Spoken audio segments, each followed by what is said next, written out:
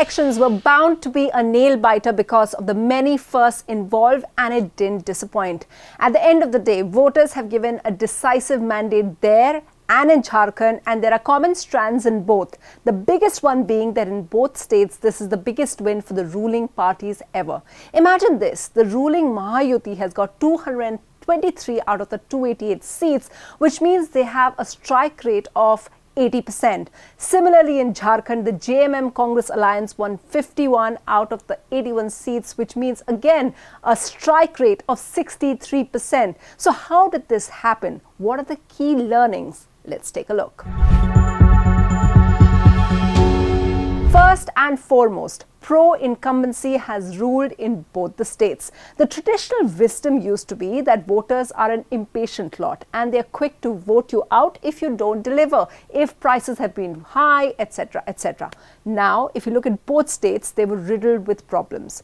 Inflation and agrarian crisis has been a major issue in Maharashtra, and in Jharkhand, some felt their lives hadn't really improved under the JMM government.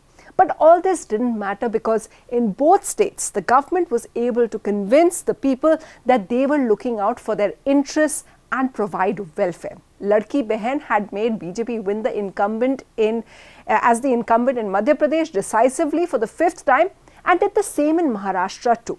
Similarly, the Mukhyamantri Maiya Samman Yojana put cash in the women's bank accounts in Jharkhand. If you take care of women voters, you should be fine, the message seems to be.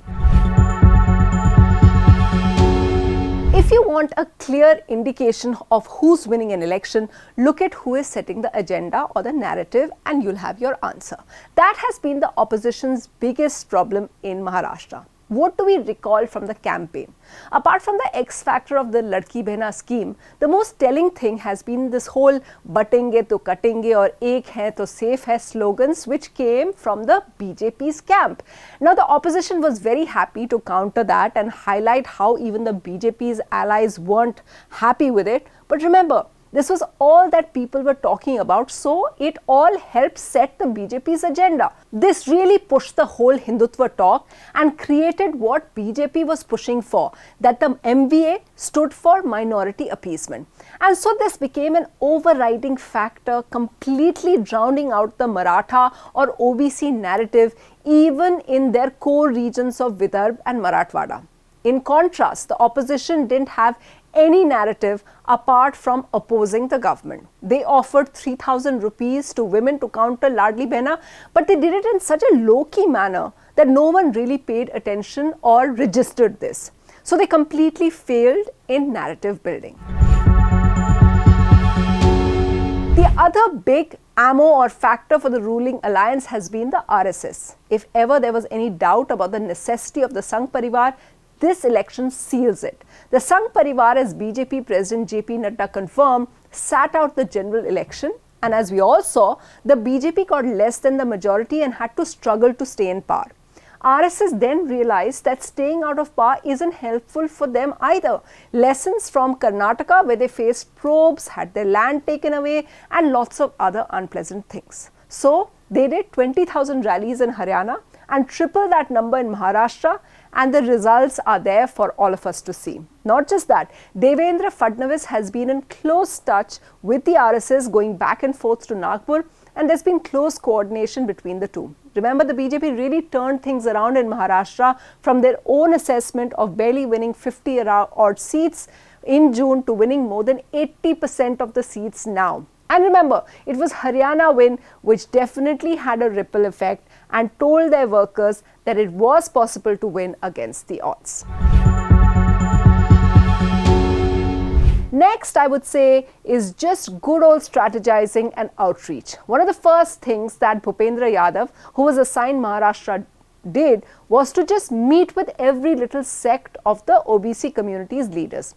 He assigned them all individual targets and got the ball rolling before September. Then what they did was to identify 80 seats seen as swing seats, and here they went down to each booth.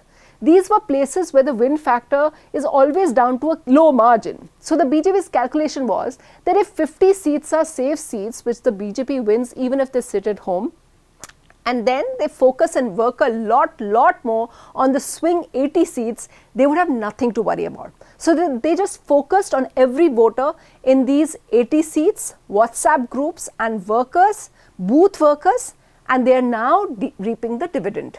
Similarly, Hemant Soren told me that they too in Jharkhand did similar ground level strategizing and delivering their message. If you're able to convey your message to your voters and you have a clear plan how to do that, you can win an election. And finally, here's a sign of changing times. Elections are no longer won with public rallies and huge meetings and big crowds or thin crowds. They are no longer any indicators. As a wise BJP insider said to me, it's now all done in the virtual world. Targeted WhatsApps and messaging there and Facebook lives. The ordinary voter is seeing all and viewing all through their mobiles, and decision making happens there. Gone are the old days of getting crowds to rallies.